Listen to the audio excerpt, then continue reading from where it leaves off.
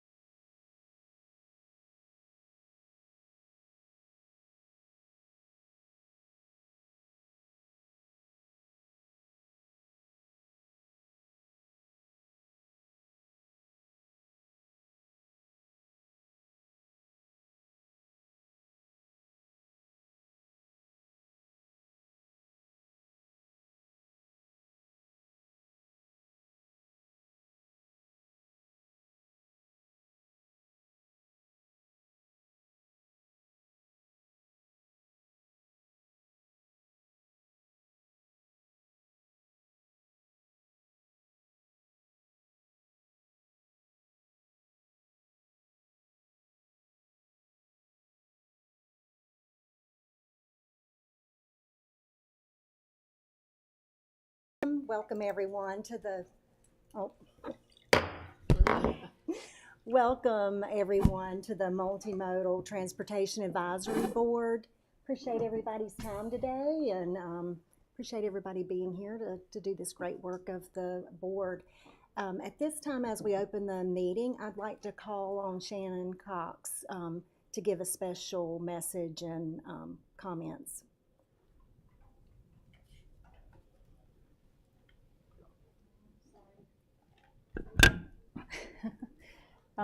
Thank you, Chair Barrett. We'd just like to take a few moments to share a recognition of our former colleague and friend, Stuart Wagner. Stuart passed away on November 21st after a 19-month battle with cancer. He was a true advocate for transit in Apex and a frequent transit rider. It was always nice to see him at a bus stop around town. He began his service on the town's informal transit committee in May of 2018. Stuart was then appointed the inaugural chair of the Transit Advisory Committee when it was formalized in March 2020. And he served in that role until August of 2024. Stuart brought such a joyful energy to our work. I first connected with him when he reached out with an idea he had been working on for DART, the Downtown Apex Regional Transit, which he envisioned would allow people to get from one end of Apex to the other, connect from shopping hub to shopping hub, and connect to C-Tran, now called Go Cary, to commute into Cary and beyond. I like to think about how much of that vision we were able to accomplish during Stuart's tenure. I know he was so proud to be a key part of the design and establishment of Go Apex Route 1 and the door-to-door service. Stuart had a real knack for engaging and connecting with people. He was in his element, sharing information about the new transit service with the community during events like Peak Fest. He gently guided the work of the Transit Advisory Committee and always brought a sense of fun to meetings. He seemed to capture the mission and intent of this board's work in an eloquent and encouraging way. I know he continued to follow and cheer us on even when his health took him away from actively participating on the board. It was a privilege to know and work with Stuart. We appreciate and celebrate his kind manner and dedicated service to the town and share our sincere and heartfelt condolences with his family. We're sure he will be dearly missed. Thanks. Thank you, Shannon. Stuart Wagner took me under his wing when I first became a member of this board and was so helpful in helping me get oriented and learn so much more about transit, and gave me a good understanding of this important committee, and I'm so thankful. Stuart had such passion for transportation, and as Shannon shared, he was an amazing leader and advocate for improving our transit system in our such growing community here. Stuart's absence will continue to be felt by me and everyone that had the privilege of working with him. We extend our heartfelt condolences to his family and his loved ones, and that his family will be coordinating a celebration of life. And if any of you are interested in participating, Chris will have the information for you and able to go to that. So we are so thankful and glad we're able to celebrate his great work today. Thank you, Chair. Thank you. Thank you. At this time, we'd like to, we have a few people who weren't able to, a few board members who weren't able to be here at our last meeting, and since we're now a full board, we'd like to take the time for everyone to go through and just give a quick introduction to themselves so that everyone on the committee meets you if we haven't met you already, and then for people watching online. So we'll start down with you if that's okay, Jennifer. I'm Jennifer Ayler. I've lived in Apex since 1989. I am a huge advocate of transit as I have two different disabilities, one of them being a vision impairment that prevents me from driving at night. So I'm excited to see that we do have like the circulator bus around Apex and some other options to connect into Cary Transit. So it's definitely been a soapbox issue for me growing up and living in the area. And then living in Boston for graduate school, where transit is amazing up there, lots of different choices. So very excited to serve on this board. Thank you, welcome. Thank you. Patrick Curley. I've lived in Apex for about 25 years or so. I'm in the transportation industry, the company I work for, and I've been on the board for about a year or so, I guess. Gay Williams. I've lived in Apex for about 13 years. I've been on this board for a year and a half, and I'm happy to be serving. I'm Noah Tupp. I've been on this board for 3 months, lived in Apex for about 7.5 years. I work in real estate facilities for UNC Health, and very much excited about being a part of this board. Thank you.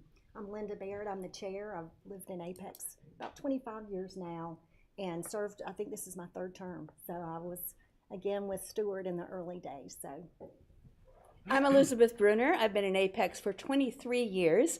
This is my second meeting of the board. I'm retiring from a nonprofit career, but I do think of myself as a bus advocate. I do not have a car, so I walk or bus everywhere.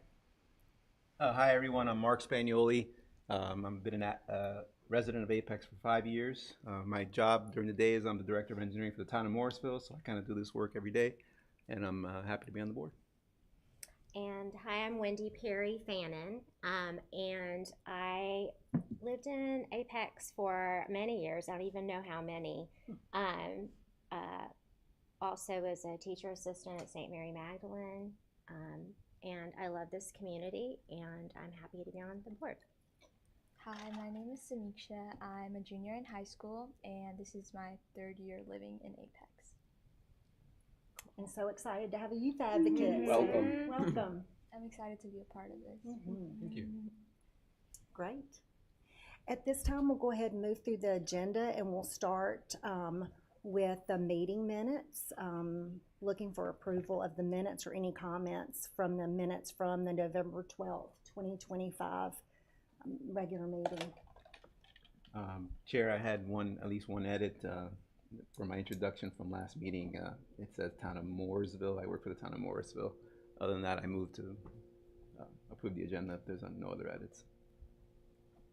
Chair, I have one question, and just need a reminder really either from other board members or the staff.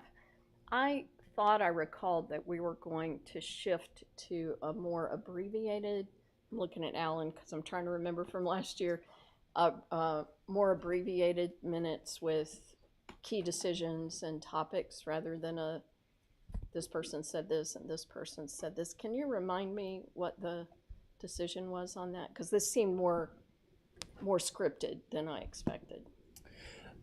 So yes, that it. Ooh. Oh, good! I can hear you. That's great. You can hear me very clearly. So yes, that was the discussion at the last board meeting or 2 meetings ago, that we would kind of go to more of a summary format, and that's consistent with all of our advisory boards. I think that some of the confusion related to this board has been that the first set of minutes in that new abbreviated format that the transcription put forward before you all was a little too abbreviated. And so you may recall former member Nick Bryant had asked those to be redone and for a little bit more detail to be added. And so this is then an effort to try to meet in the middle on where that abbreviation and where the extended transcript meets. We can certainly look at continuing to condense down if this is too much detail, but I think the transcriptionist is having a tough time knowing what to include and what not to include because of that instance where she kind of abbreviated a lot of things. And to our awareness, we did say, hey, there was actually no discussion put in the minutes, so we need to put a little bit more into the minutes. So certainly receive the feedback. She will be doing this meeting, so she will hear this discussion and hear this feedback. But if it's still too much information for the board to digest, or if it's too much detail, then we'll certainly receive that and take that into consideration. And we have a newly constituted board who may have different thoughts about it. So for me, it's too much, but it's not that it's not interesting and helpful. I feel like I was there. I mean, I was there, but I feel like reading it, it's almost like reading a transcript. It's a little too much, but, it's really up to the board. It's not bad for if someone's not here and they're not able to attend the meeting, and to have that kind of background can be helpful. That happened to me once, and pretty useful. And I'll add two things for our new members. One, council had this discussion in December of 24 about their own minutes, and then when they were discussing the restructuring of advisory boards, they talked about the format of the minutes for the advisory boards, because you all are a subset of them, and they preferred for council minutes to be thorough, more detail, and advisory boards to be more summarization. So that's one. They've weighed in, and where that balance is, we're still trying to find that, as you can see. That's number one. Number two, the other thing for our newer members, and a reminder for our older members, is that the statute allows that we can essentially delete or remove the video once the minutes are approved. And so to the extent that the video will always be available, that may or may not be the case. And so that's another thing to consider. We've historically not deleted the videos, but in the event that, we run out of storage space, electronic storage space, or, we have an incident where, the YouTube channel does go down, then the minutes are going to be what holds up. And so that's another thing that we're trying to balance as to how much detail we put in the minutes, knowing that at the end of the day, they're going to hold up versus the video. So those are just two nuggets of information for our current members, and reminder for our current members, and maybe new information for our new coming members.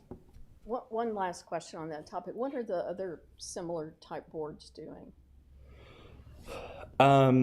So like our environmental advisory board prefers more detail, but they're also making recommendations when it comes to zoning, items or matters that are going before council. And so I would say that planning board continues to put a significant amount of detail in their minutes. One board, I don't want to compare because each board has their own unique focuses, but like our Culture and Arts board is relatively detailed. They're trying to summarize some, but as we know, summarization is subjective. And so it's dependent upon whoever's preparing the minutes and who the reader is as to what they feel like is important. So if this is still too much detail, we will certainly consider that feedback. I don't think that there's a right or a wrong answer. Council has weighed in and said that they are good with abbreviated advisory board minutes. So if this board still feels like the sample that's before you today is too detailed, aside from the changes, I would request that they be approved, and then we just, as we consider the next set, we look at condensing them down. I'll go on record as someone who looks at minutes for meetings that I cannot attend. If I don't have time to watch the video, I prefer the detail. When I've looked at minutes before for this committee, I wondered if anyone was speaking on behalf of the bus riders. And then when I saw a full version with details, I'm like, oh yes, they actually are advocating. So that's something, as someone who wants to feel represented, you like to hear that there is a voice arguing for what you need on the ground. And I'll try to be quick, 2 quick questions on the agenda. On the official time website calendar, there is a 2-hour block, and on the electronic appointment for board members, it's a 2-hour block, but the agenda is 90 minutes. What is that discrepancy? I think the thought process behind that was just if there's buffer time, just to reserve people's personal calendars to make sure we give a little bit of buffer on each side, but if there's confusion, we can also fine-tune the actual meeting calendar invitation, which is, I think, what you're referring to. Okay, and then what would be the process to consider having public comment as an official part of the meetings going forward? I would defer to Alan on that in terms of procedurally.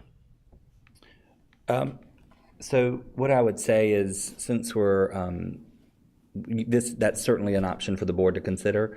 It's not uncommon, and it's certainly something within your purview to do. What I would recommend is that maybe we add this under other business for today's meeting. I know we've got a calendar item which was emailed to you all about as well. Just to not further delay kind of this minutes discussion, maybe let's add an item under other business just to talk about.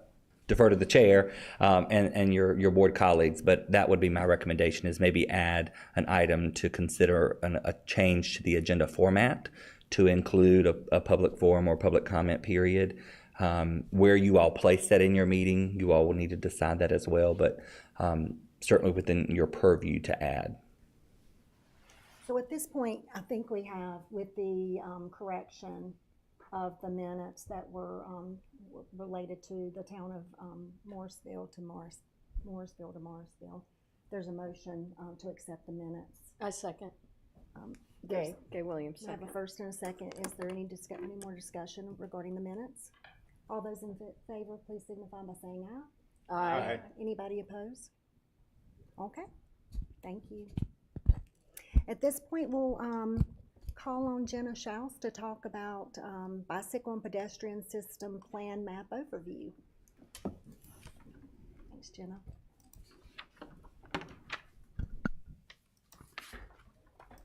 Hi, good afternoon.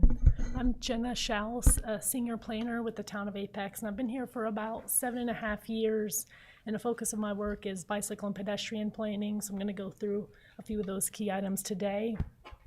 So I'm going to start out with, or I'm going to ask, I'll kind of pause at the end of each item, and maybe we take questions at the end of each item if that sounds good to the board. So I'll start out with the bicycle and pedestrian system plan map overview. And this is also included in your packet because there are some hyperlinks if you're interested in taking a deeper dive that they're available to you all. So the first are the plan contents of that, the bicycle and pedestrian system plan map.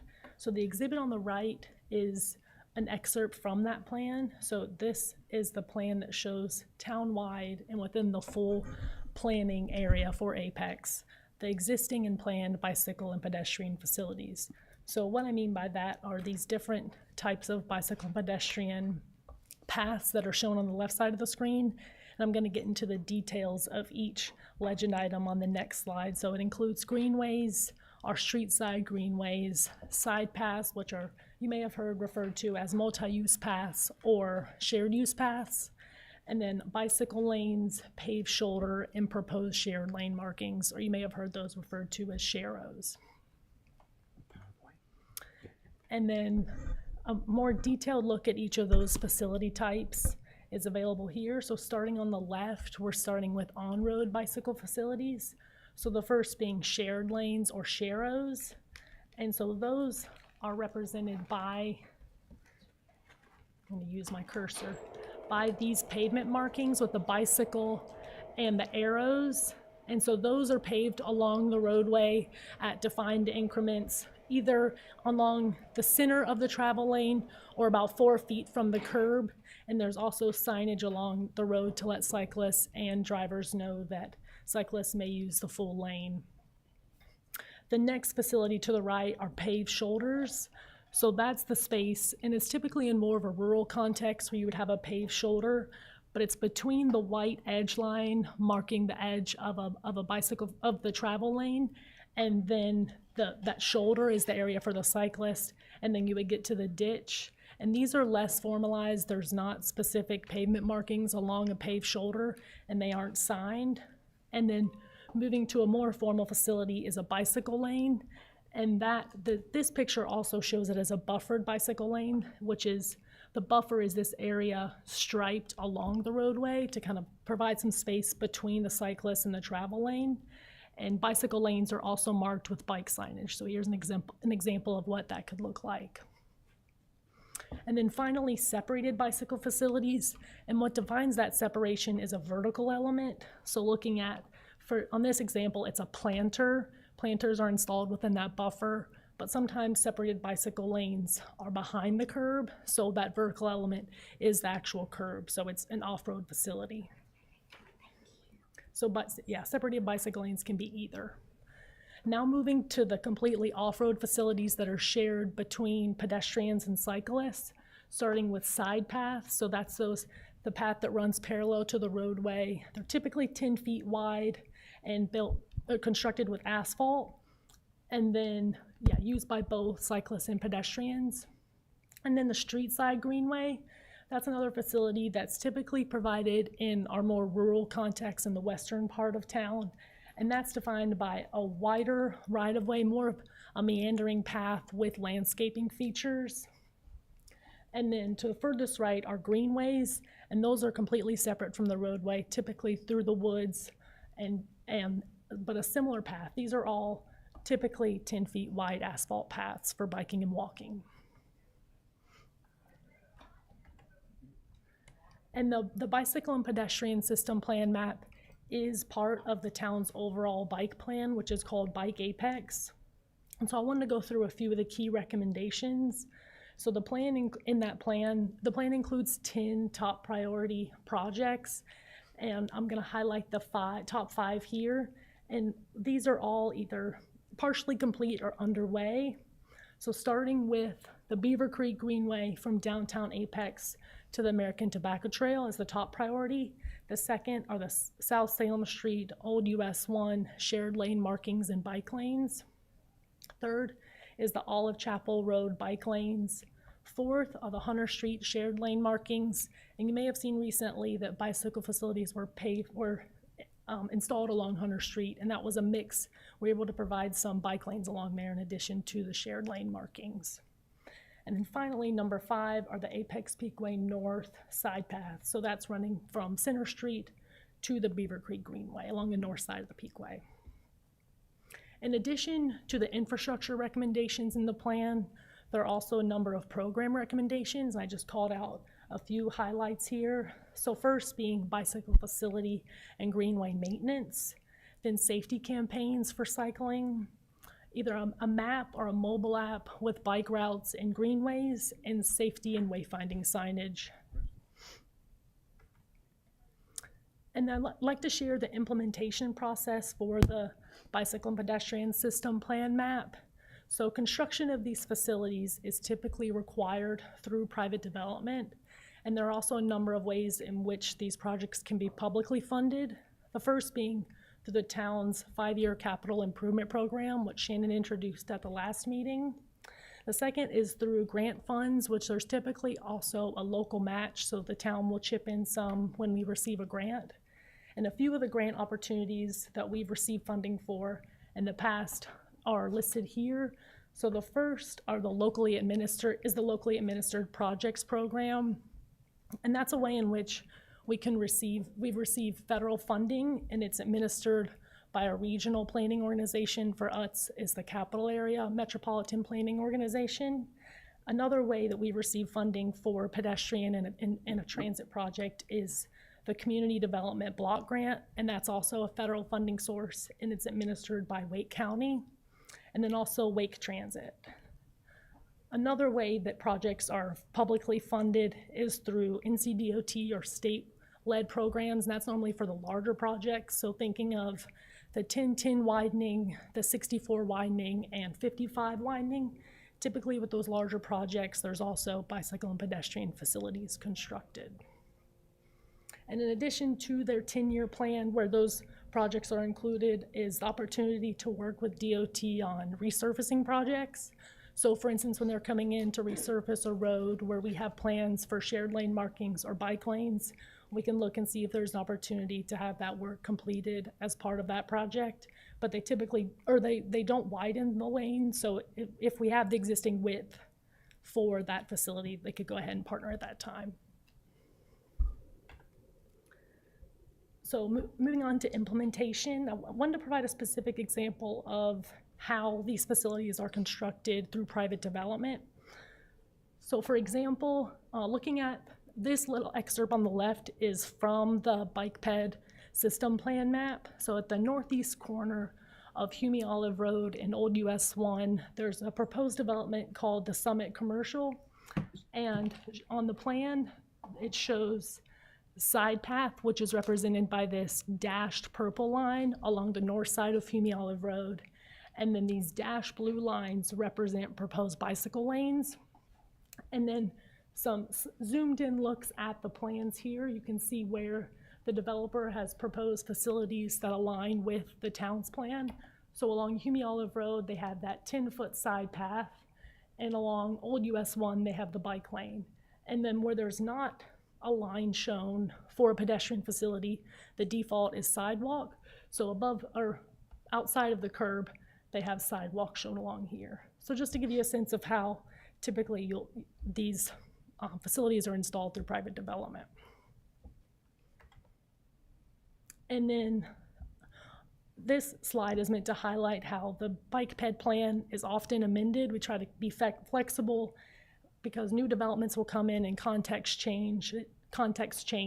So for example, on the east side of Richardson Road, there was plans for Greenway to connect to the south side of the Apex Friendship Schools, and then a new development came in. So it was appropriate to consider changing that facility type from a Greenway to a side path, and then it would tie into the Greenway further east. So just an example of an amendment to that plan, because we frequently make these changes. So I'll pause there. That was kind of the intro to the bicycle and pedestrian system plan map. Do you all have any questions? I'll say a thank you. I live at Hunter and Hinton Street, so the bike lane, the side curves, and the sidewalk, all of that is making my life easier, and I know people on our street are happy about it. Oh, it's great to hear. Yeah. Thank you, Jenna. One question on slide 6 that shows the different facility types. Yeah. Can you, it's minor, but when you have pedestrians and cyclists, it can make a difference. Can you help explain why for the bicycle lane, the higher end of that range is 6.5 feet compared to 7 feet for the paved shoulder and separated bicycle lane? Why it's like the Why, half like difference? how is that extra 6 inches eaten up, so to speak? Is it because of the width of the dividing line? Yeah, with the buffer, since more of the pavement can go within that buffer. Okay. Can you explain a little bit about the private development, whatever they wind up building, how that gets negotiated? There's not much, I guess, typically they construct what's on our plan. Okay.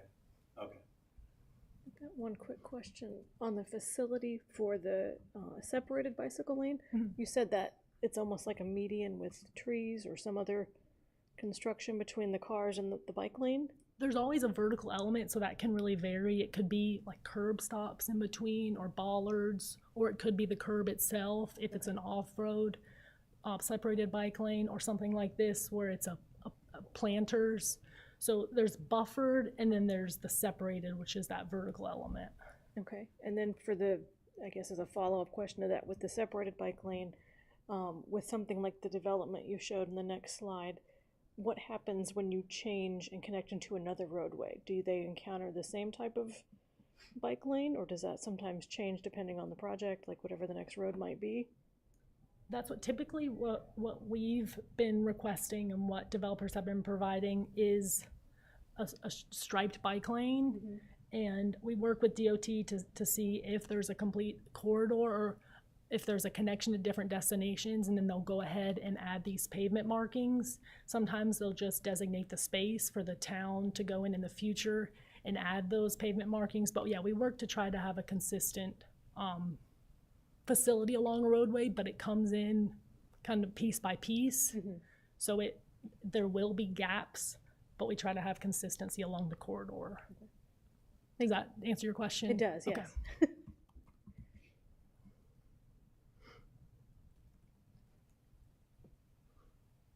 Okay. Any other questions on that piece? It's really helpful, thank It's a you. great overview, thank you. And then the next item is the sidewalk needs assessment. Chair, is it okay if I just roll into the next? Yes. Okay. So the next piece I want to talk about is we have a database, kind of an Excel spreadsheet, and then a map version of all of the gaps in the sidewalk and side path network in town. In this, you can click on this picture in the slide, and it will take you to the map or to the website that has the map and more information. But I wanted to walk through the different criteria that we look at when prioritizing standalone sidewalk and side path projects. So I want to go through each of those bullets. The first is whether the sidewalk provides a safe route to school, and I'll get into more details of our safe route to school program on the next slide. The next are citizen requests. So there's a form on our website where if you see a gap in the sidewalk network, or there's a place you walk and there's not a sidewalk, you can complete a form online, and that comes directly to my inbox, and I can put that information into our database. And then the next is observe pedestrian and bicycle routes. So if I see something, or if a coworker or someone tells me they see someone walking along a route, or if that's included in that sidewalk request, we can make a note of that in the database. The next is looking at bicycle and pedestrian crashes.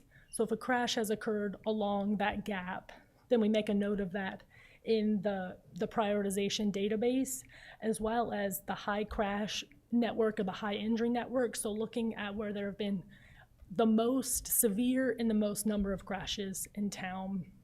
And that's another contributing factor to the scoring.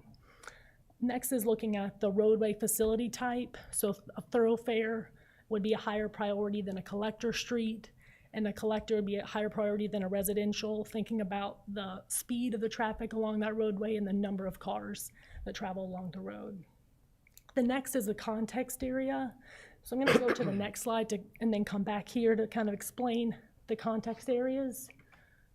So as part of Advance Apex, the Comprehensive Transportation Plan, this map was developed that divides the town into 4 different contexts, looking at the land uses and then the transportation network. So starting in the west, the green is the rural context. Then this tan brown is the suburban. Then the blue color is the transit-oriented development. So looking at areas where there's existing or planned transit service. And then within the Apex Peakway is the town center. So that's one of the factors that goes into the prioritization criteria. So if it's within the town center or within the transit-oriented development, it receives a higher priority. The next is whether a reasonable alternate is available, a reasonable alternate pedestrian route. So that essentially means is there a sidewalk or side path on the other side of the street? Because if there's not, then that would bump it up a little bit, a higher priority. And we looked at the number of destinations within a quarter mile of that gap to see how much would this serve. And some of those destinations are things like schools, parks, churches, apartment complexes, and mixed use or high activity centers, for example. And then we also look at existing and proposed bus stops within that quarter mile buffer. And then if there is a Go Apex stop within that quarter mile buffer, we look at the ridership. And if there's a higher ridership at that stop, it'll receive a higher priority, that sidewalk gap. And then finally, relative need. This is a subjective element in the prioritization process. So based on conversations we've had and what we know about the area, we can note high, low, or high, medium, or low priority relative to other projects. Can I ask a quick question? Please do. Yeah. Far off? On the map, there's some little pink patches. What are those?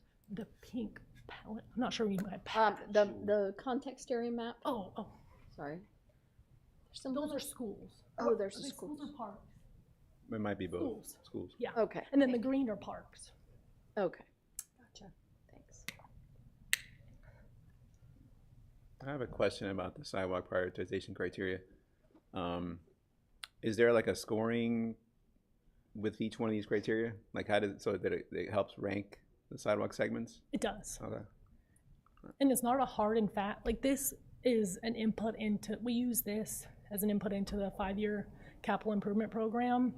But we also look at, say if it's a gap along 1010, but we know DOT's coming in to do a project, we wouldn't necessarily put that as our highest project in the CIP. But yeah, there is a scoring. But just to note that it's not a hard and fast rule. Top scoring is what we put in for a request. Okay. Yeah.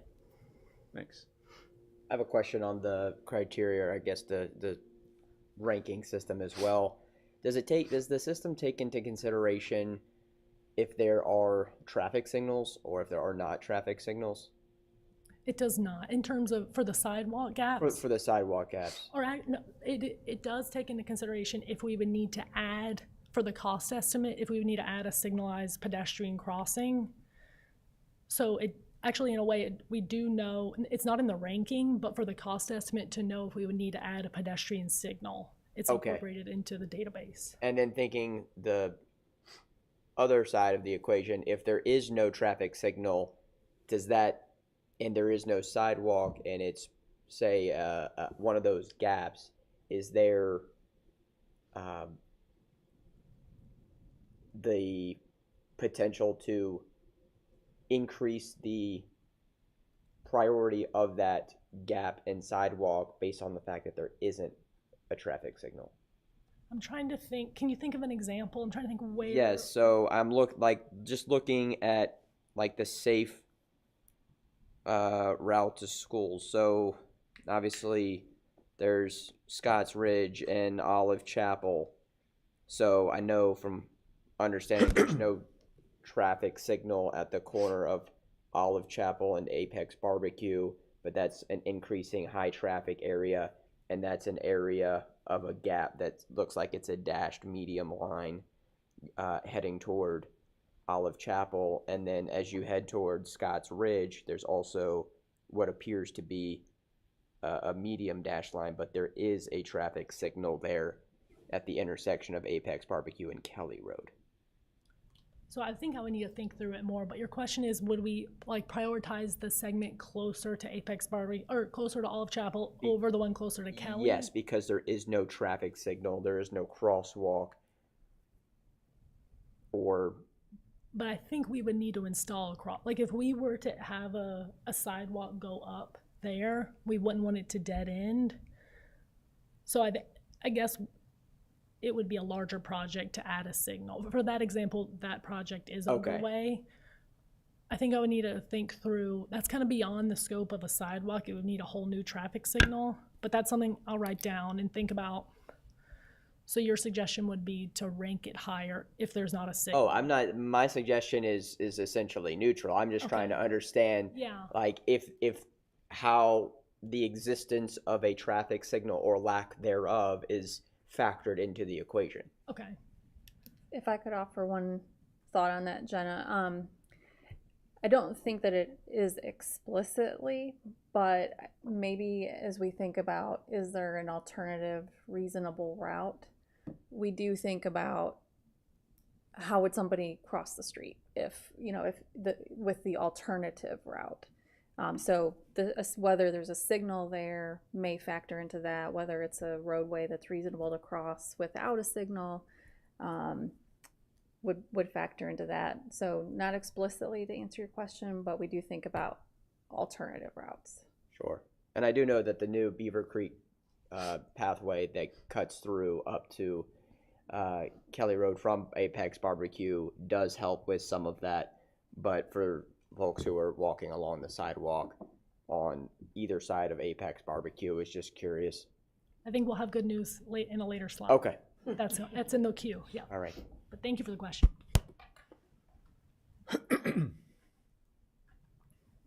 Okay, so to the next item, Safe Routes to School overview. So this overall, the Safe Routes to School inputs or is used as an input into the sidewalk needs assessment, but wanted to give some more information about this because it's a focused effort on Safe Routes to School in Apex.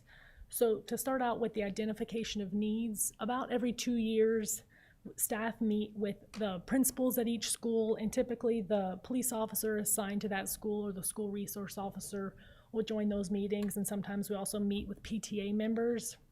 In this latest round of interviews, we also had the traffic safety engineer and our parks planning manager was able to join, so we really had a lot of perspectives and great conversation.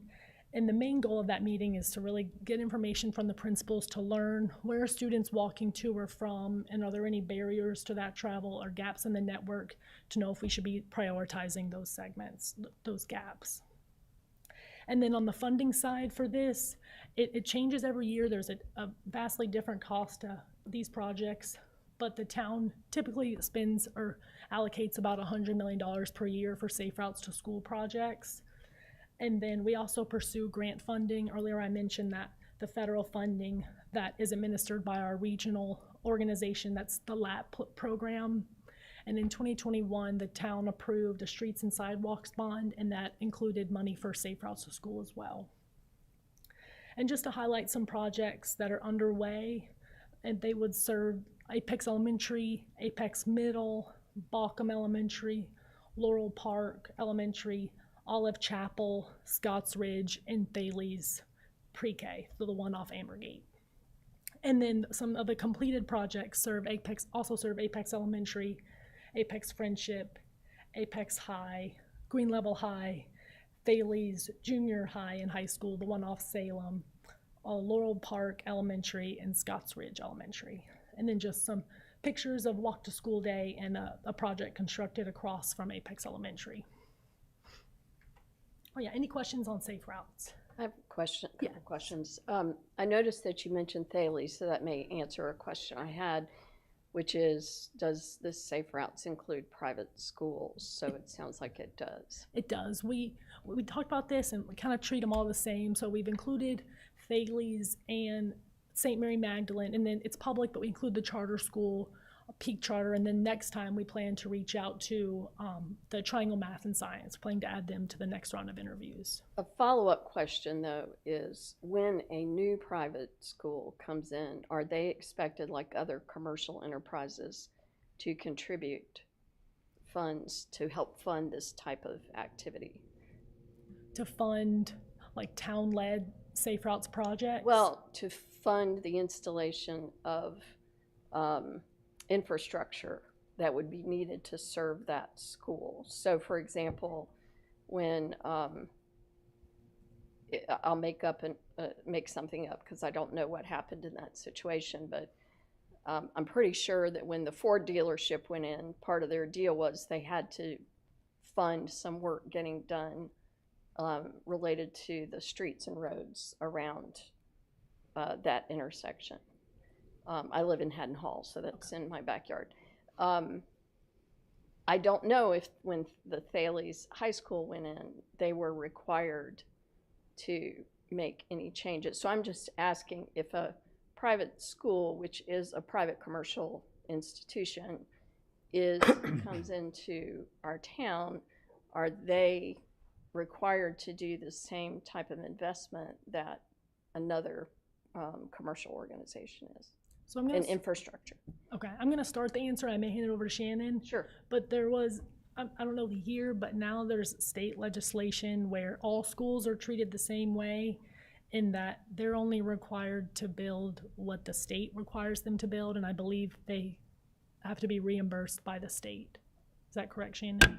Yeah, so there's limitations per state law, and Jenna pretty much captured it right on, that school funding,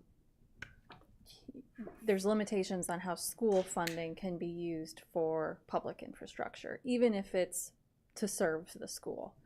So If it's a private even if it's school? private, yeah. And so we work very carefully on what we request of the school system with the North Carolina Department of Transportation, because ultimately if it's something that the town requests and that the state does not, then the town has to contribute to the funding. Okay, that clarifies it for me. Thank you. I think that's my only question. Thanks. Okay. Okay, so moving on to the bicycle and pedestrian projects underway. So starting off, wanted to provide this flow chart, which is also available on the website, to show how transportation projects, the process behind transportation projects. So starting in the top left corner is to plan and prioritize, and that's looking at big picture, what's on our bicycle and pedestrian system plan map, and then considering the sidewalk needs inventory and other factors that go into planning and prioritizing these projects. And then moving into the 5-year capital improvement program and then if it continues forward into the annual budget, and then a feasibility study is conducted, and then we move on to design and environmental review, and then right-of-way and easements are required, and then utilities coordination, and then construction. And just wanted to highlight that the planning department, our biggest role is in this first step in the plan and prioritize. And then if you want more detail on the projects that I'm about to go through, this hyperlink will take you there. So I'm just going to briefly go through our bike ped projects that are underway. And so a description will be on the left, and then a snip of the project with the colored line on the right. So the first is the downtown safe routes to school and transit connections. And this is a project that is in the state's 10-year transportation plan because it's received federal funding. So it includes side path along Apex Peakway, and then sidewalk along Hillcrest Road, Cash Street, Page Street, Hunter Street right behind you all in front of the park, and then along Ambergate Station. So that will serve Balcom Elementary and Thales Elementary. And then mention the funding source, and then it's currently in final design. And our transportation infrastructure department leads the design and construction process. The next project is the Saunders Street and Hinton Street sidewalk. So that includes sidewalk along Hinton, Saunders, and then a little piece along Chatham to tie into existing sidewalk. And again, we received grant funding for that project, both for the vast majority, and then the local match is being covered through Wake Transit. And we're in final design of that project. And then next is the West Chatham Street project. So that includes this sidewalk gap to complete sidewalk along all of the south side of West Chatham, and then a new signalized pedestrian crosswalk at the intersection of Hunter and 55 to complete that route to Balcom. And that one's also in final design. Next is our North Hughes Street sidewalk, so between Chatham and right here, the Town Hall campus, and that's being funded locally and is in final design. And that serves Apex Middle. And then South Mason Street, this short sidewalk gap along South Mason between Moore and Chatham, and that's being funded locally and is also in the final design phase. And then the Tunstall Avenue and Center Street sidewalk, we received right-of-way funding for this project through that locally administered projects program, and it's shown here with sidewalk along Center, Tunstall, a short segment on William Street, and then on the north side of James to tie into existing sidewalk. And it'll also include some signalized pedestrian crossings along that route, and it's in preliminary design. And this to kind of follow up, Noah, is the Apex Barbecue Road side path and Kelly Road sidewalk. So side path along the south side of Apex Barbecue Road between Olive Chapel and Villaggio and Brasstown Lane and Kelly Road, and then to complete this short gap on the west side of Kelly. And that's being funded locally. And it's in preliminary design and survey. And then the Tingen Road bicycle and pedestrian crossing. So this project is being considered because when the Apex Peakway project, the bridge over South Salem Street is completed, Tingen Road's gonna have to close per our agreement with the railroad company. So we're looking at an alternative to see if there can be a bicycle and pedestrian connection nearby. So the idea is to construct a tunnel under the railroad tracks just west of where that crossing will be closed. So right now we're in the feasibility study phase, and it's being funded through state earmark, but for future phases are not yet funded. And then the West William Street sidewalk and Vision Zero upgrades. So that includes sidewalk along different segments of 55, but it includes widening the sidewalk and adding a barrier along the bridge over 64, and then making some pedestrian improvements at the traffic signals along that corridor. And that's being funded locally, and it's in preliminary design. And so that's all with the projects underway. Any questions on those? It's great. It's Great. exciting to see. Yeah. Okay. So lastly, the crosswalk lighting initiative. So we have a townwide inventory of existing unsignalized and mid-block crosswalks, because we noticed that many of these are dark and we have a lot of pedestrians out in the community, and wanted to see if there's a way we could strategically add lighting to these crosswalks over time. So working with our electric utilities department. So again, we have a database of these crosswalks, and then I wanted to run through the different lighting prioritization that are considered. So first we look at the crosswalk type. Is it at a mid-block or an intersection? The roadway classification, again, a thoroughfare would receive a higher priority than a collector or a residential street. The context area, similar to the sidewalk needs, where the town center and transit-oriented development receive a higher priority. But we also wanted to consider a few more things. So if it's along a greenway or within a school zone, that's also considered a priority context. Resident requests are also incorporated into this database, and we also look at if there's been a bike ped crash at dark, dawn, or dusk at that crosswalk. And then for the vast majority of these crosswalks, light reading measurements have been collected, and that helps inform the level of priority. But just overall, most of these were very dark. So Apex Electric has made great progress, and they're at 30 crosswalks have received lighting. And these are just some examples of kind of sample lighting that you could see at a crosswalk. And the different fixture depends on the context. So that's looking at the next piece. So as part of this process, we had the prioritization, looking at the criteria, but we needed to have some standard guidance on how crosswalk lighting is installed. So there's some new research out, but we thought it'd be helpful to have a spec that we can look to have consistency at the crosswalks. So generally, or the first element is that lighting is installed on the driver's approach to improve the visibility. So shown on the spec, you can just see that the light is here. So when a driver's coming this way, it's in front of the pedestrian, not behind them. And then the lighting levels, which of these is selected, which fixture is based on a number of elements. So the roadway classification, again, the crosswalk type. So is it depending on the type of intersection and if it's at a roundabout, or if it's a mid-block, that's incorporated here. I don't need to get too much into it. And then the crosswalk marking style. Okay, any questions on crosswalk lighting? Is this generally along streets that don't have street lighting currently? Is that what's happening? Not necessarily. I don't know.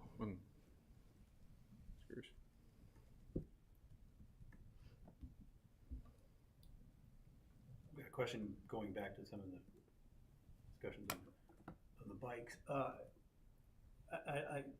there any, the ever present electric scooters and stuff that you see on sidewalks and greenways? Is the presence of those causing any kind of reconsideration of design standards, or is it, is it factored into anything these days, or are they just supposed to kind of follow the bike lanes? Yeah. I think they're supposed to use the road. I know there are issues where they aren't always on the road, so they're not supposed to be on the sidewalks, but they are. It's definitely a rising issue in our Apex. The police department is working on engagement. They've sent out materials to try to improve the safety, but that's something we're aware of, and it's emerging. We see a lot of them around town. I wouldn't say it's in the design of the facility. I think the thought is you treat them like a cyclist at this time. Yeah.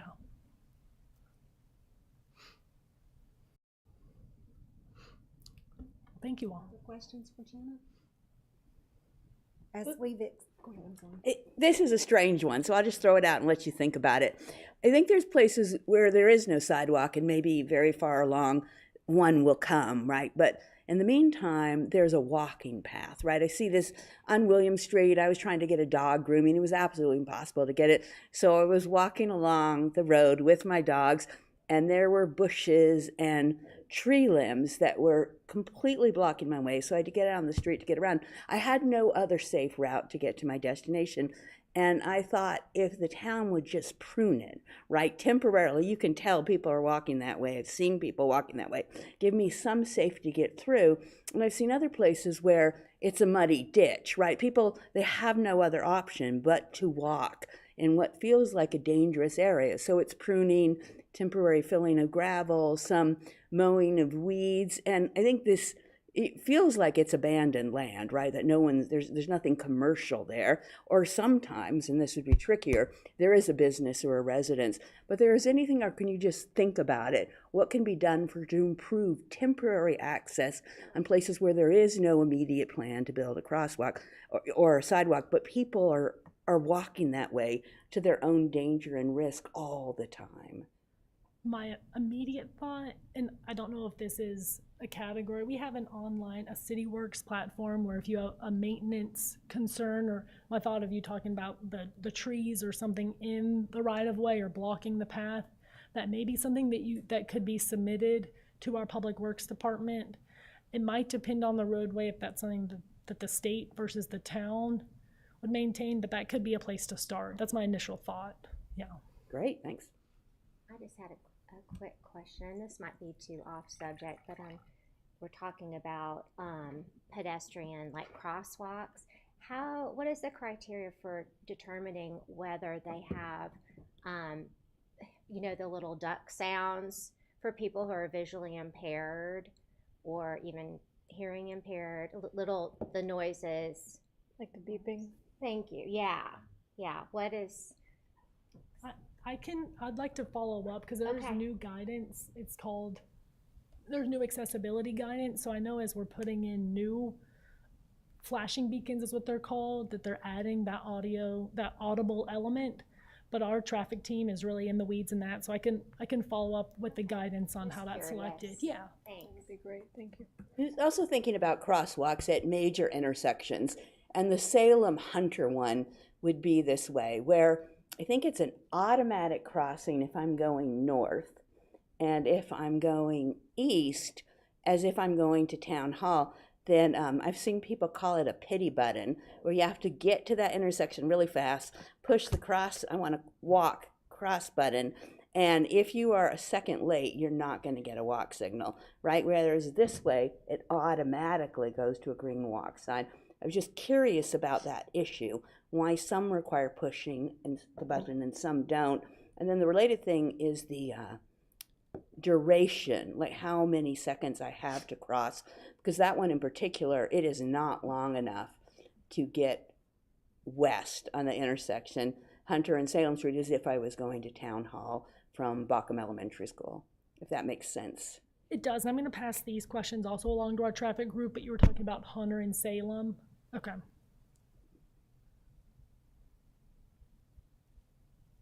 So the question of, does it automatically go to the walk symbol and then a request for a longer pedestrian duration at that corner? Okay. And how duration is chosen, because in that case, you're headed to the senior center. I feel like it would be more generous, but it is not.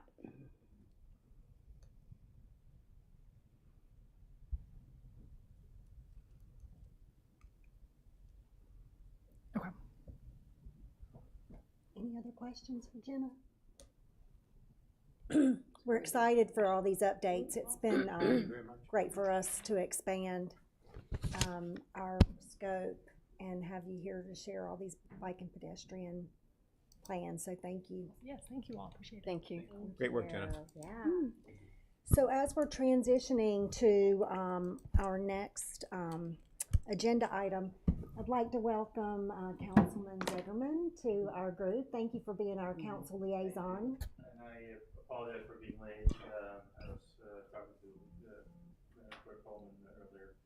Wednesdays are a little bit difficult with my work schedule, so I'll try to do what I can to be on time. But I think there's also an agenda item to look at, maybe small types of days. I would very much appreciate the consideration. But I'm excited to be here. I haven't met many of you, so let me just do a quick introduction. My name is Arno Zeggerman. I've been on council for the past 3 years. And for those good at math, yes, that does not align with election cycles. I was appointed a year before being elected. So I was appointed early 2023, elected later in 2023. So my term is through 2027. one of the things I've been consistently advocating for on council is looking at road designs and especially accommodating the multiple modes of transportation that we have, especially in more urban areas, right, where you have pedestrian, bicycle, and vehicle traffic, kind of competing for space on the same roadways in many instances, right? And I've been growing up in Europe, right, where there's much more consideration, especially for bicycles and pedestrians, right? Like you just see alternate designs of roads. That I would love to see some of those concepts introduced here in the United States. Now, obviously, we're a little bit dependent on what design standards are available to us that are being passed down from either the Federal Highway Administration or NCDOT. But even within what we have, there's some flexibility. And another thing that I've been excited about is the concept of roundabouts, not the little puny things that you see in most cases, right, but properly designed and implemented roundabouts, namely turbo roundabouts. We'll get to that at some point, I'm sure. As we reassign kind of the committee structure, right, I'm excited to be part of the transportation or multimodal transportation advisory board and the BRO liaison. So thank you for having me, and again, I apologize for being late and not being able to make proper interactions before the meeting started. Thank you. Welcome. Welcome. Thank you. Okay, we'll go ahead and call on Chris to give us informational updates. Thank you. Thank you, Madam Chair. Moving on to the next agenda item, I want to call your attention to a couple items for the informational updates. The first one was not included in the informational item packet, but you should have noticed two handouts on your desk that involve the Triangle Bikeway project that is managed by Campo. They have asked us to share this for your awareness to this group. The project does not include Apex as part of the project area.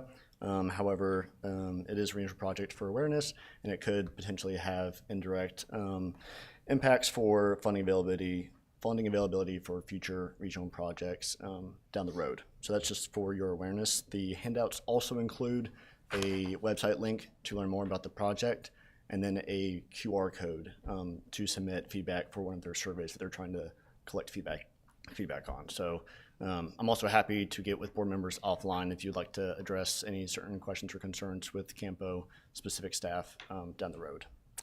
The other item I wanted to highlight was actually the last one in the informational packet.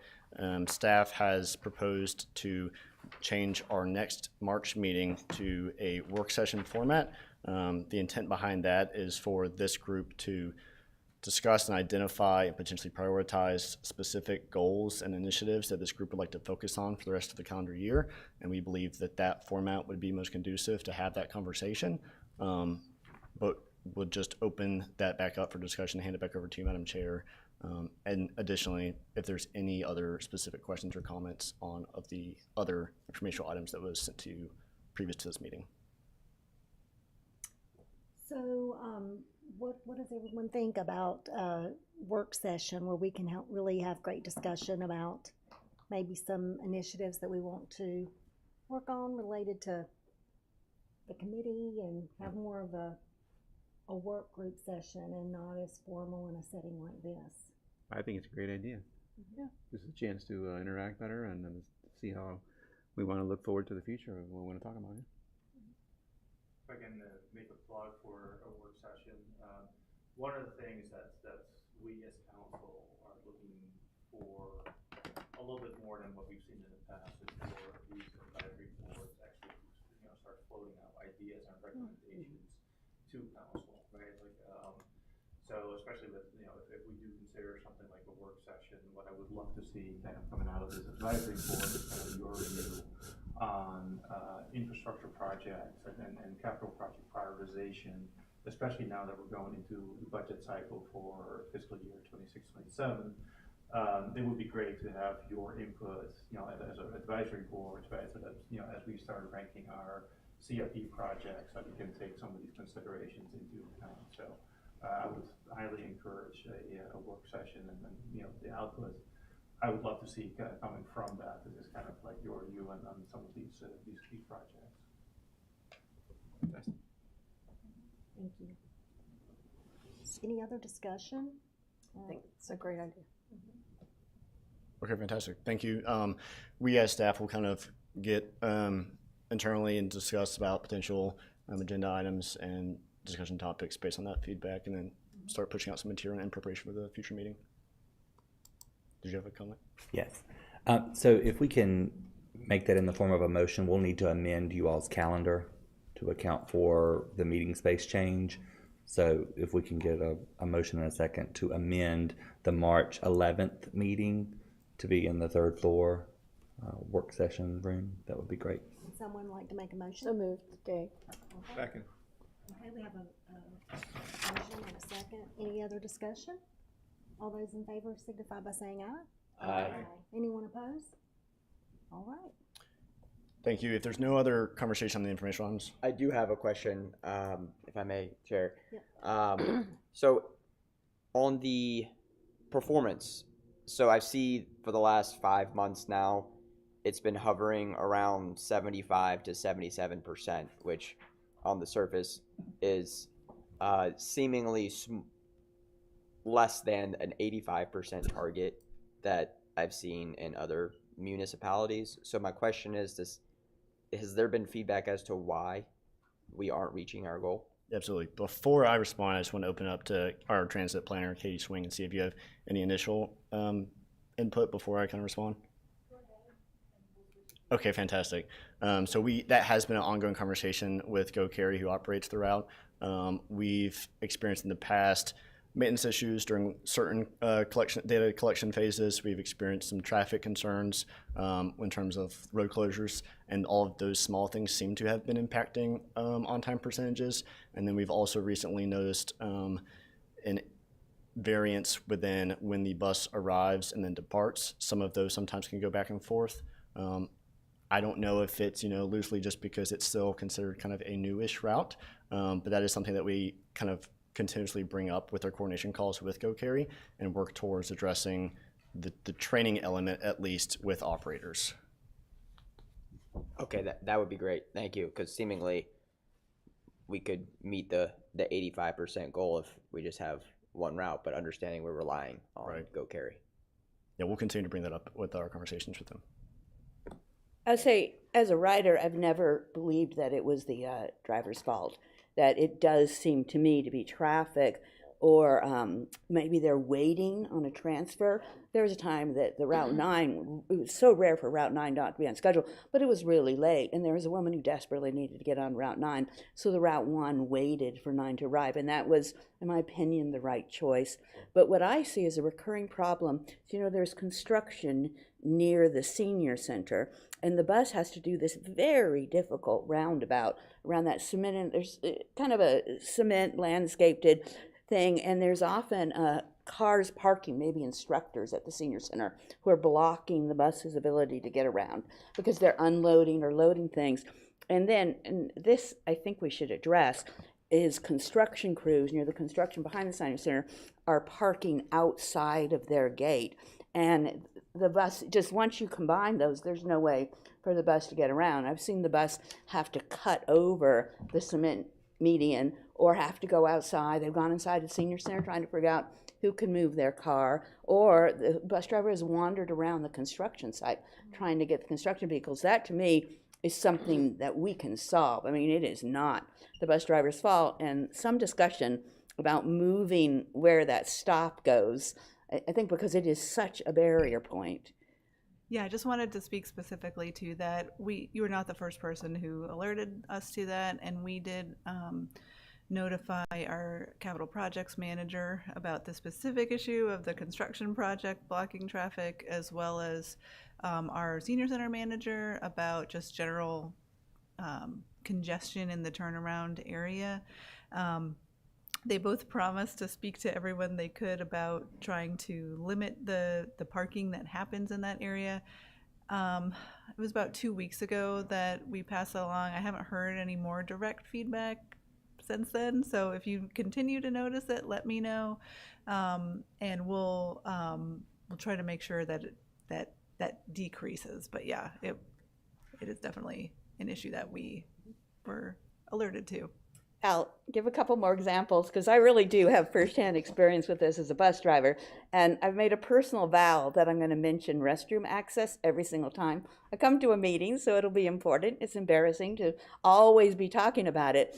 But after hours, when the municipal building is closed, theoretically, the drivers should have a badge, I believe, to get themselves into the building, even though it's locked to passengers who might need a restroom. Right, we don't get any choice if we're riding a 9 o'clock bus, but theoretically the driver can. But there's drivers who don't have badge to get into the building, so they need to find themselves a restroom elsewhere. And then there's also drivers who prefer the senior center for their restroom. It just has more amenities. I mean, you can get a drink. Like, there's all kinds of things that is a layover point at the municipal building with zero amenities. So it's kind of an issue. And then the last one I'm going to talk about, because if someone wants to get off the bus at the right turn lane near the gas station at Williams and Hunter Street, right? So the Suvita Indian grocery store is over here, Harris Teeter's back here, and then it's on the other side, there's a gas station. The bus has to get into a right turn only lane, really close to that intersection, and to let a passenger on and off. And then that bus has to force itself back into southward going traffic. It is almost impossible to do in any sort of heavy traffic area. It's the most dangerous stop on the route. And so the drivers usually honk their way in, right? Honk, honk, honk, to make every people understand that although it looks like they need to make a right turn, they're not. They're going to come back what would be illegally for a car and try to go south, and then the cars behind them are honking. It is so hard to get out of there. It's not that often that passengers want to get off there. It's a natural departure point for me, but it's so cruel to do to the driver, and it's risky for an accident crash. But if someone wants to stop there, man, we are in trouble in terms of getting back out. Okay, little lecture there. I can respond to that a little Okay. bit. So that was a legacy stop that was from when Go Triangle operated the Route 311, which was still in service when we were planning for Go Apex Route 1, and will be coming back in service, we're hoping, August of 2026. So more to come on that. It's still tentative, but that's what we've heard from Go Triangle so far. Anyway, we have been looking into changing the location of that stop. Right now, we're holding off because the next nearest stop, the southbound, is not until the post office, but we're actually looking at consolidating those two stops with future development coming in. There's a development site plan for senior housing that's going through the approval process right now. It hasn't been fully approved yet, but as part of that development, which is just south of the Walgreens, they would be putting in a new bus stop with a shelter. So at that point, we would want to combine those two stops into one better stop. But again, that could be a couple years before that actually gets constructed. So like I said, it's still going through the approval processes. So that's what we're looking to do right now. So right now, it's still just kind of a legacy stop that we didn't want to remove because it does serve some folks. And the operators they're aware of the situation. I don't think it's anyone's favorite bus stop, but they have training to be able to do what they can to merge back into traffic. It's not illegal for them to merge back into traffic. In fact, many states have yield to bus laws. North Carolina is not one of them that helps with these sorts of things. But anyway, I understand it's not a fun bus stop, but we are looking in the future to improve that situation. So, yeah. Thank you so much for understanding that. I'm not someone who will probably ever again argue against a bus stop, but I think elimination of that immediately, it would be a safer move. So if it is a stop on the road and people are using it, I understand your concern, but I'm just trying to think, is there a way to move it a little bit further down the road, right, so you're not kind of right at the intersection? We can look into it. Right now, because it's a legacy stop, it doesn't have all the ADA improvements associated with it that some of our other stops do. So we would have to look into what we would potentially need to do in order to move the bus stop. moving it back a little bit probably wouldn't help too much because the traffic backups, as you know, can go quite far back. And we do have a bus stop further up the street, closer to where the Peakway crosses. Lowe's Food. Yeah. So that is an alternate. I mean, I think what we would probably do before we moved it is just remove it. And, you know, but again, I wouldn't make that decision right now as I'm talking to you, but it's something we can look at what alternatives could be.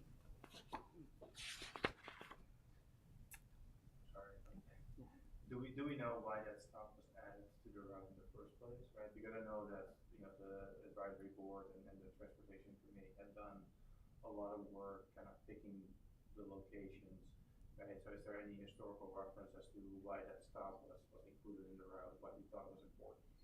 Yeah, so at the time it was an active stop for Go Triangle as well, and so for the most part, all those stops along 55 were, we wanted to keep them available to both routes. But then it got suspended after that. So you'll be able to follow up with us on. Yeah, we can plan to follow up at the March meeting. Yeah. That'd be great. Thank you. Thank you. Thank you. Okay. If there's no other discussion on the information items, I can hand it back over to you, Madam Chair, for other business. Madam Chair, can I ask a question? Sure. Regarding the bicycle route, is there a connection to the tobacco trail that's within this route? It seems to be crossing the tobacco trail. I can follow up. Yep, go ahead. The tobacco. Yeah, the triangle bikeway. Oh, the triangle bike. I'm just curious because, you know, that would that provide a connection from Apex through the tobacco trail to this bike route. I don't believe so, but I can confirm and get back to you on it. Yeah. Just one final comment here. On these 8 pages, I have 3 hours worth of discussion, feedback, questions, which we don't have time for, but I would love at some point for us to really do a deep dive with this new group. I think you all have done this before with other constituents, other board representatives, but there's just so much to discuss, so much hidden in almost every sentence on here, in my opinion. Yeah, we can explore additional opportunities for further communication. And then the related issues, why does this not get available to the public? The information sheet is in some ways the most informative thing that's handed out here. Why isn't this part of the minutes packet or available to the public? I don't know if there's a historical answer for that, but I'm sure that we can make it available. Sure. I don't have what you have. Are you talking about the 2 documents that he just passed out? This is the 8-page information document, information items that we received in advance of the meeting. So we as board members see it, but someone in the audience would not see it, or someone watching the video and the minutes later. Traditionally, I don't think this gets incorporated or uploaded. No, I mean, that's a decision for you all to make. So if you would like, you know, those documents to be referenced, typically if they're discussed as part of the agenda, they're noted in the minutes, but they're not included as an attachment or an exhibit. So if that's something that you all would like to include going forward, we can do that. Do we need a motion and discussion on that? That'd be great. Is there a motion to include this information in publicly on the? Would it be on the website? In the minutes. The minutes. In the minutes. Included with the minutes. Jennifer Ayler, motion to include the informational update with the minutes of each meeting. I second that motion. Any other discussion related to that? All those in favor signify by saying aye. Aye. Anyone opposed? Oh, yay. Great idea. Thank you. Okay. I know we're going to open up for other business, but we do have something on the agenda, and we're very excited, as we shared, to have youth representation. So today we're real excited to have Shamisha Kadari as our youth representative to talk to us a little bit about youth discussions that she's been having. So I got the chance to talk to Chris and Noah, and we just discussed about what we want to see from the youth side or like just to inform the youth, and we thought it would be a good idea to like summarize to the board. So some of the main ideas from the meeting were that we wanted to partner with the Apex Youth Council, and they have a monthly meeting. We could go present there and just like give like a presentation about Go Apex, just like transit information and just basic information so that they know. And then we could also do like a Go Triangle Youth Pass sign up there, so we get more people to come to the bus transportation. And we were also thinking we could invite some of the students to one of our board meetings so they could also come and talk about their opinions too. I think to increase exposure about the buses, we were thinking of doing a bus tour, like so that I think they do it for seniors. There's a bus tour, so kind of more on the youth side. I think that would help. I'll definitely be there. Yeah. And then the last thing was to get feedback. We could also share like our surveys with the youth council. It would be a great way to get more feedback too. That's really all I had. Great job. Great ideas. Really good job. Does anyone have any questions or feedback or any suggestions? I have a question. Do parents in Apex generally let high school kids, for example, take the bus on their own to downtown Cary or to Raleigh? Would that be something where unsupervised kids would be allowed to ride that way? I'm not really sure, but I feel like if there was like a Go Triangle Youth Pass, like if more students had those, parents would probably be more willing, I would assume. It depends on each parent, I think. One thing I've seen in other areas is that to promote to youth, they really focus on the destinations. And in some ways, it's the Go Cary and Go Raleigh. It's the freedom that, you know, Go Apex, if you don't live walking distance from these routes from downtown, that Go Apex will let you get to Go Cary, and then you can do, there's so much in downtown Cary Park. Or to broaden out, Go Raleigh, if you were allowed to do that without parental supervision, the museums, you know, there's so much. And I think that destination-based marketing is something to do. And then I have one other thing to share because I just won a gift certificate from them. I'm very excited. There's a website called Share the Ride NC, and it has Go perks through Go Triangle. And you go to a little calendar. Youth would be able to do this without the technical challenges I had, and fill out what you did: walking, biking, scootering, bus, almost everything, or working at home. Adults can do this as well, but I thought it'd be cool for youth.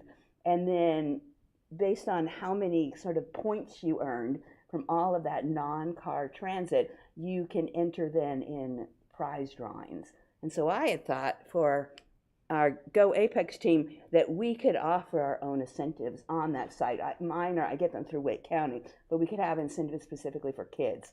Anyway, that kind of seems fun to win prizes if kids would have any interest in it. I think that's a really good idea, yeah. I think that's all I had. Great work. Yeah. Very good. Happy support. Thank you.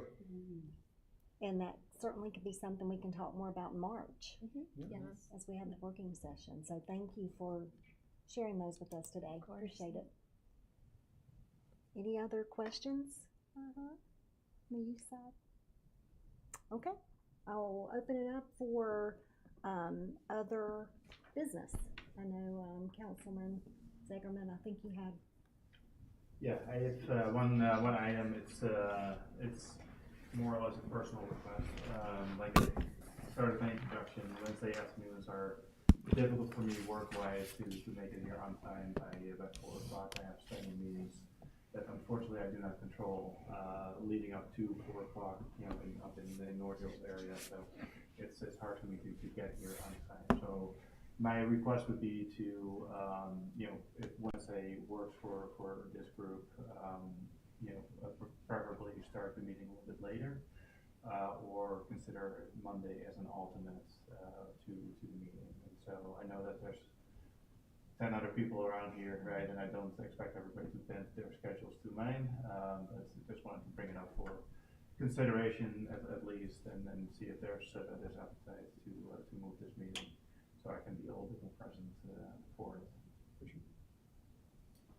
So what time if we kept the meeting on a Wednesday? Would 4:30? So my preference would be 4:45 o'clock, right? I realize that gets us, into the 6 or 7 o'clock, and time for the meeting, which may interfere with personal schedules, but that would work best for me.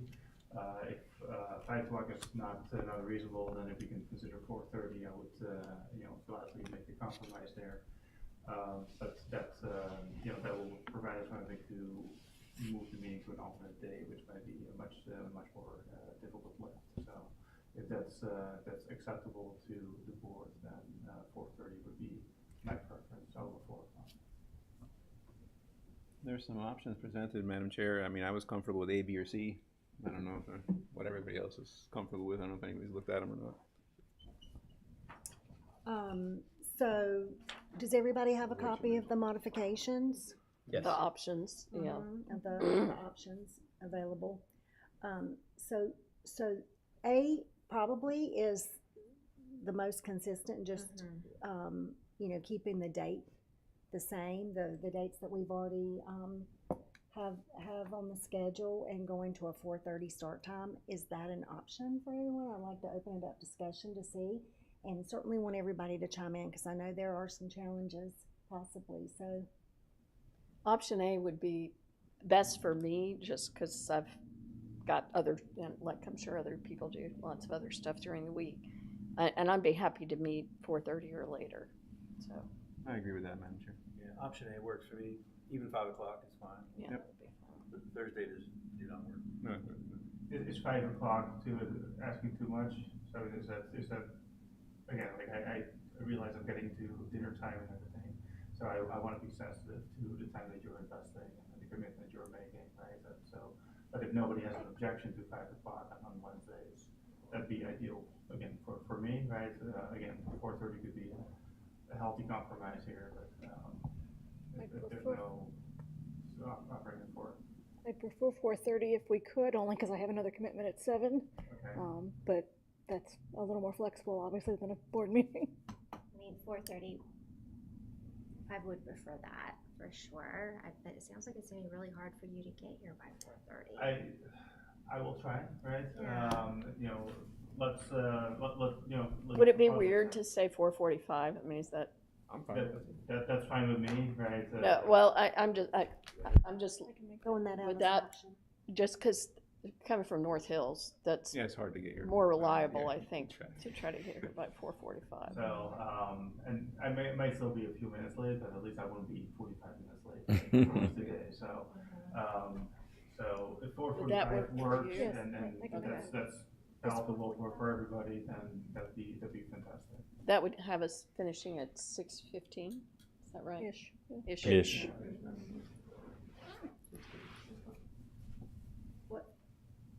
Does that work? I can try it. I don't want to be the only holdout. You know what I mean?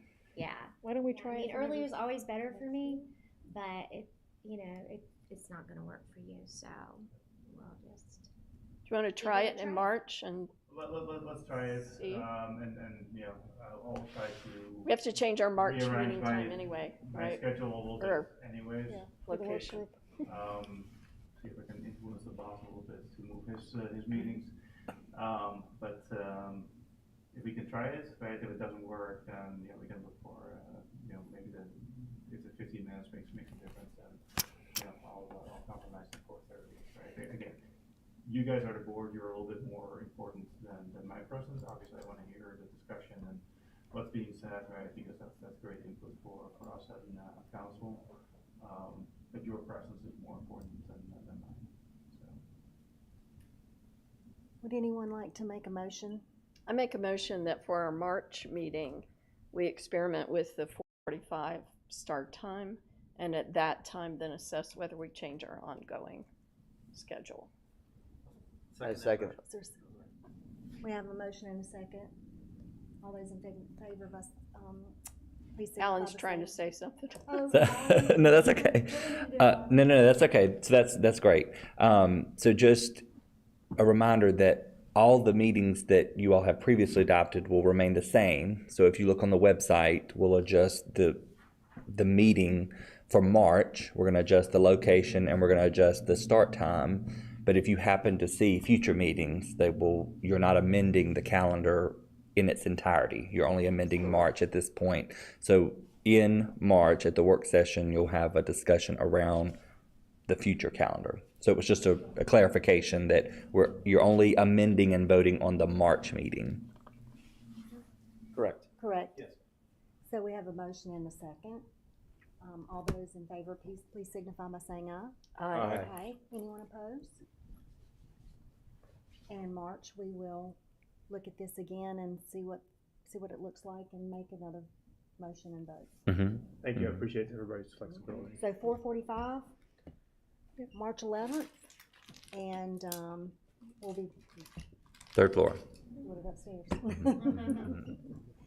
Okay, well, yes, please. For other business, the other attachment that was sent out about the Wake County June meeting or work group, it wasn't 0 day. I'm not remembering the title of it. Vision Zero. Vision Vision Zero. Zero, thank you. So, Chris, do you want to? Sorry. Clerk Coleman, did you have something? no, I was just going to say, could we do the other business item first, just in order, if that's okay with the board? I know at the beginning of the meeting, Member Bruner had brought up about adding a public comment and kind of looking at your agenda format. And so if we can do that now, and then maybe just in terms of order, that would be maybe helpful. Absolutely. Okay. Do you want to bring up your idea again about public comment? I think it's useful to have a public comment period as a regular part of the agenda, maybe not for the specific work session, but otherwise. I think as someone who's come to observe meetings, I always want some opportunity to speak. And I think there's constituent groups that are not represented on the board, like a door-to-door passenger. I don't think we have anyone who's a full-time car-free cyclist, and it'd be great to hear about families that are walking on sidewalks to get to school. I imagine there's other special interest groups who would like to be heard. I think it's just a courtesy to anyone who takes time out of their schedule to come, to give them a chance to talk to us. I think it makes sense, Madam Chair. Public comment. To have a public comment. I think it makes sense to have a public comment section. If we, Sorry, I didn't mean to interrupt. No, it's fine. one comment, if we do that, I would recommend that we request any comments either be submitted or people sign up the day before, by the day before, so that we know if somebody's coming, rather than having a blank space in our agenda every time and there be nobody here, which is often going to be the case. Is there a standard work for committees to have that? What does that look like, Alan? And so for other advisory boards that are similar to this one, so our non-statutorily required boards that have public comment, they have a space towards the beginning of the meeting. Members typically will sign up in person. You know, we can create a form and have them do something before the meeting, but they typically will come in person and sign up. It is underutilized, I would say. So I think, you know, if the desire is to have more public participation or public awareness, then I think we need to maybe have a broader discussion, and maybe that's another work session topic, is, you know, how are you receiving that feedback? Because I don't know that by adding an agenda item that you would necessarily encourage more people to come out and speak.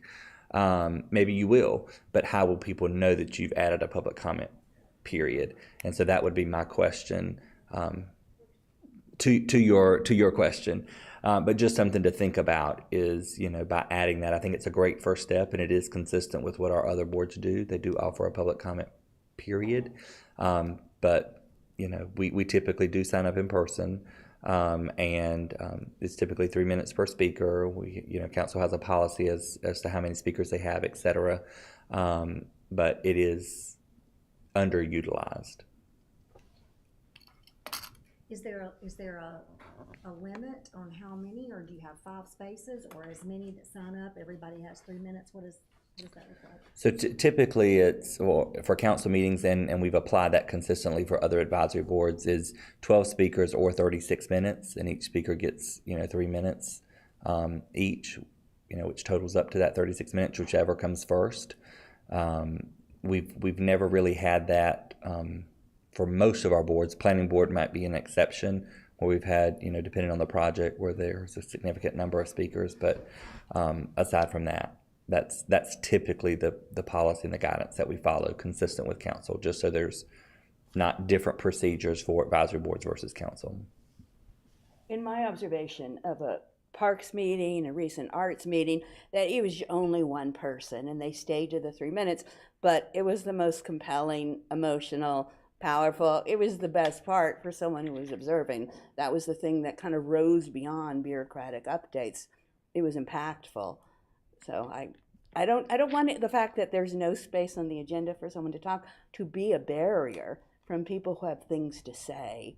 And I think there's a lot of bus riders who have things to say and maybe not many forums for talking. So I would ask, I think, to let people know I'm going to be a big pusher for onboard bus rider communication. And part of that is to say, do you have a message? You can come to this meeting, sign up in advance, talk for 3 minutes. I think it's unlikely that we're going to get many people, but I swear, in my opinion, just one person telling us about the door-to-door passenger experience for someone who's paratransit, and that service will bring them here in the evening, man, that would be brilliant. Mm-hmm. I imagine for Chris and the staff team, you don't hear from many paratransit riders face-to-face. I mean, I have some experience with the door-to-door service using more the Wake County Medicaid side of things because I can't drive in the dark. And years ago, it used to be that you had to call the day before. You could not call before to schedule that ride. And it was a $4 fee. And you could sometimes sit on hold for 30 minutes to get an operator. But then their service changed that if you were not a dialysis patient, and because he told me I lived in too urban an area, and it was like I had other transit options, which I don't know what they were 4 or 5 years ago because Lyft and Uber were not as big of a thing. But they changed their standard because they had a lack of buses and a lack of drivers, and so they were trying to reach the majority of their population, and I didn't fit that. I'm not a dialysis client, and obviously do not live in an extremely rural community. So it was just really interesting to interact with that system, and I've worked in social services for years with Social Security, to be a user and a client of that system, to see the limitations that do exist, because I talk to people that have to get to doctor's visits, and only being able to call 24 hours ahead of time to schedule that ride, this was granted 5 years ago, was incredibly limiting. And I understand why people break doctor's visits if they don't have that transportation access or can't get that door-to-door ride or that bus service to get them where they need to go if they don't have family or other neighbors to depend on to get places. So it's definitely a population, I think, if we could work on in the March session, possibly that awareness piece, to figure out, okay, is our meeting on the town's website or on social media, so people in those more marginalized populations know that they could have a venue to speak up and voice those concerns more than just their own community or their own family members. That might be a nice way to bring them in. Or even, are we able to do comments on the YouTube feed at all? No. No. That might be another way for people who physically can't get here, if they could find a way to submit a question or a concern if they can't physically attend. So for our meetings being live streamed to YouTube, it's typically been one way. Mm-hmm. So it's live streaming, broadcasting it out. It's not a virtual meeting, if you will, where there's chat and etc. That's open. But that certainly is something that can be explored if that's the pleasure of the board. I will say that one might be a stretch because it is different than what we've done with other boards, which we always challenge what is the different, and can we be in a constant state of process improvement. So we certainly don't want to say just because we haven't done it that we can't do it. The other offer that I would make is that on your meeting agenda you could have a statement, not only if it is the pleasure of the board to have that section, you can say, the board requests comments be sent to this email address in advance of the meeting. If you wish to speak at the meeting, here's how to sign up.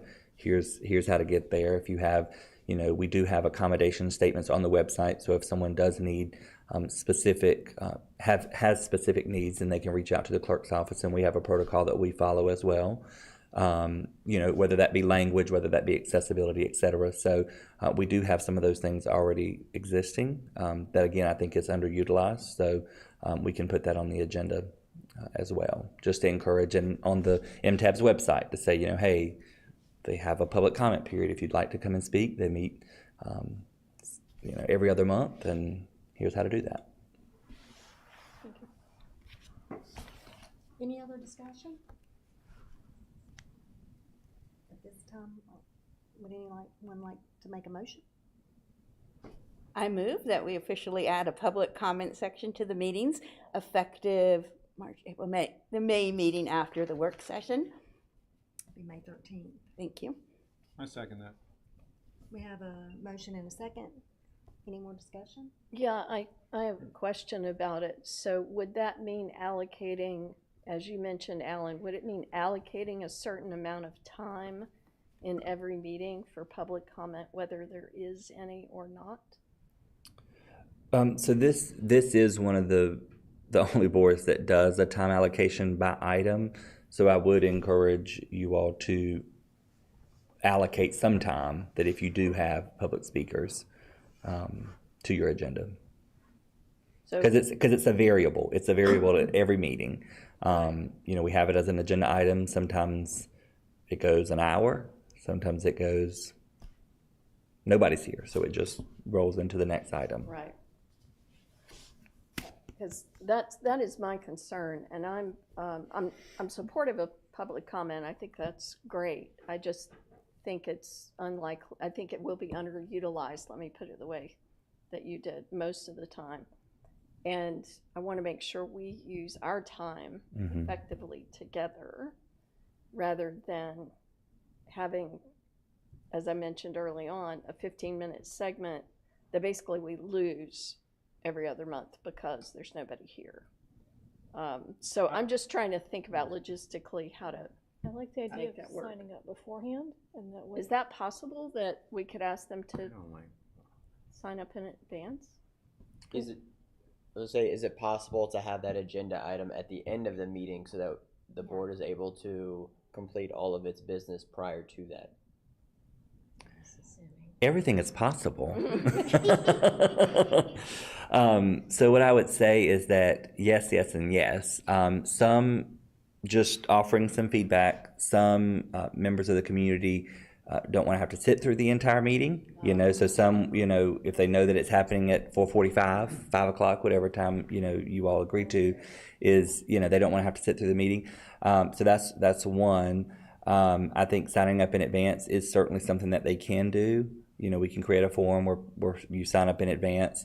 My only question is if someone does find out about it less than 24 hours of the meeting or whatever the cutoff is, you know, we in the clerk's office are not going to say, well, no, you can't attend, or no, you can't come. And so I think you will encourage people to sign up in advance, but I think it would be a best practice to still allow people to sign up at the meeting if they so choose. And you said that's the way they do it at other boards. That's correct. They sign up at the meeting. At the meeting. I think That's that right. makes sense though, because it's probably more of a rarity for a last minute sign up if someone's already planning and aware of our meeting, planning to either attend or submit a comment of some kind. To have them just show up out of nowhere and go, oh, hey, I want to go to that. I feel like you have to have some knowledge that we meet every 2 months and plan to attend. And I'm not sure how you know, again, talking about outreach, but, you know, you could also have a QR code on the bus, and I'm looking at Shannon and Chris, you know, and Katie, you know, you could have a QR code on the bus to say, submit your comments here. And, you know, as those are submitted, maybe that's a informational item on your agenda. You know, comments received through this portal, you know, from residents. So that way residents don't necessarily have to come to the meetings. They can submit comments whenever it's convenient for them, and it's included as an information item so that you all are still receiving them, not necessarily having to discuss them. In reality, the agenda item could be 0 minutes. I mean, the majority of the time, we may never get anybody. I think just offering the opportunity if somebody wanted to come and speak. This is a public meeting. The public can attend, and I think we're obligated to listen if the public wants to make a comment. That's just my opinion, working for local government. You may think differently. Should we park the public comment halfway down the agenda? Because as you said, some people may not want to sit through the whole 90 minutes, 2 hours, whatever our meeting ends up running, to give them that opportunity. And if it's 0 minutes and nobody shows, we keep rolling. And I would actually prefer, if we're gonna do that, just put it at the in the beginning. beginning, we start the meeting with the public Yeah, comment. and then we know if nobody's here, great, we roll on. Okay. Or if they're here, That works great, too. we hear from them, right? Well, and then if we're getting that much feedback, then we need to develop other ways Oh, yeah. Right. to provide feedback. If we're getting, and I think what I would like to see at the March meeting is us to have some discussion also about what's coming up in the community where we can make sure to be open. I know, like with Peak Fest and other events, we've had presence from our committee members with Shannon and her team to talk to people about bus transportation and get feedback in venues that are, at the senior center during health fairs. So I think we can be more intentional about getting feedback at those events as well, and that would be a nice agenda item, I think, for our March working session, so that we can make sure we're being more intentional about getting feedback. So we'll have more than this meeting, would have other opportunities to get that feedback to your team. So Could I offer just something about the March meeting? So we first wanted to know if the group was interested in a work session type meeting. What I'm hoping that we can do is a facilitated brainstorming exercise with that, where we use a technique so that the board members can think through and bring up these types of ideas and then prioritize them for action and further discussion over the course of the year. So a lot of ideas are coming up as potential agenda items for the March meeting, but I'm hoping that we can do more of a brainstorming and then kind of prioritize those ideas for further work, if that sounds reasonable. That sounds great, Shannon. sure. So at this point, there is a motion and a second to include the open comment at our meetings that we have coming up. At this time, since we have a motion and a second, I have a question about the motion on the floor. Does the motion specify how long the public comment period will be, or does it simply just have it as a line item on the agenda? I was assuming we would follow a protocol that the town already has in place, which would be the 12 speakers or options, 3 minutes each. Okay. That we would follow the same protocol and not do anything different than what the town already has in place. Okay. And I think if you have 12 speakers at every meeting, then as you mentioned, you can evaluate, Miraculous. Yeah. Yeah. Typically, that only happens if you have something that's controversial, right? The occasional speaker that wants to provide input on public transit or whatnot, like those are probably few and far between. But if something gets reviewed, the agenda package typically is published ahead of time, right? And there's something more controversial there. That's when you can expect some public input. But I think under normal conditions, right, you're probably looking at a few speakers at the most. Okay. All those in favor of the motion on the floor, please signify by saying aye. Aye. Aye. Anyone opposed? All right. Motion carries. Thank you. Thank you. Thank you. Thank you for a great discussion on that, guys. One other business item that staff wanted to introduce was relating to the North Carolina Vision Zero Institute training. So staff felt that that'd be a good opportunity to have representation, depending on everyone's availabilities, to that event. In the brochure, if you've got a chance to look at it, it does include a virtual pre-session on June 8th, and then 2 in-person dates the 15th and 16th. So just kind of wanted to introduce that to the board, unless there's any comments from staff on Vision Zero. Yeah, if I might just share a little bit, because this might be something kind of new for this group, but the town does have an adopted Vision Zero action plan with a goal to eliminate death and serious injury related to traffic incidents. And so we have a collaborative staff working group, multi-departmental, who works on this effort. And there is an annual training where we gather with regional partners. So this is something that the town has sent representatives to year after year. It's actually our transportation infrastructure and development department that leads the Vision Zero work, and so they offered an opportunity for a designee from this board to attend. So we wanted to present that tonight if you're ready to think about who might be interested in coming. And I don't know if Chris also does, but I do have the letter of commitment that they would like to have signed. So it's a time commitment on your part. There's no cost to attend. That's covered. So just want to provide a little bit of background. Anybody have any questions on that? You're only wanting one representative from this advisory board.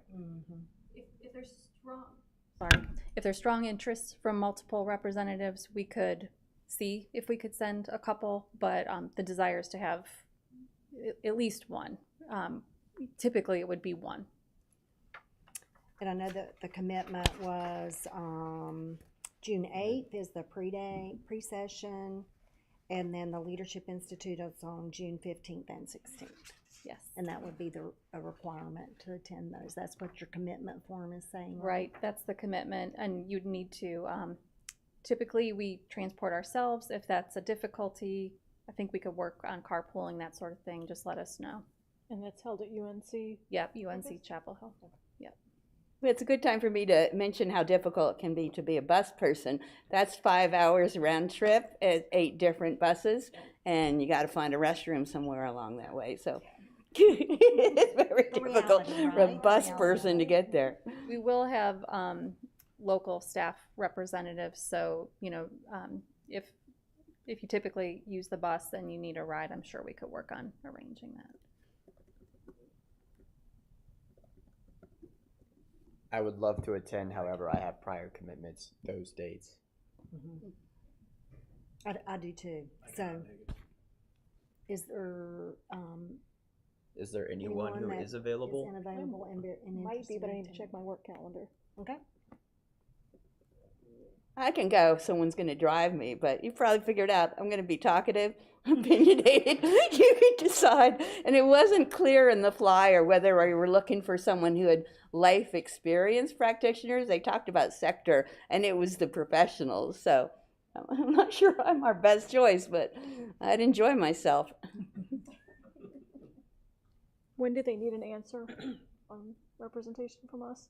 I don't think that they actually said, but if we have 2 people who are willing, and you just need to check on calendars, that sort of thing, how long do you need to? I hopefully can tell you by the end of this week, early next week. That'd be completely fine. If you'd both like to get back to Chris with your interest and sure. Any support you would need to be able to attend, that'd be great. I can drive, Elizabeth, if we buddy. tag team. I just need to check with my work calendar, and I should know by the end of this week. It would be fun. Y'all are going to regret not coming with us, I'm telling you. We won't need bail, I promise. At this point, is there any other additional business, other business? Okay, thank you all for a great discussion today. At this point, I'll go ahead and adjourn the meeting. Thank you. Thank you. You're a very good facilitator.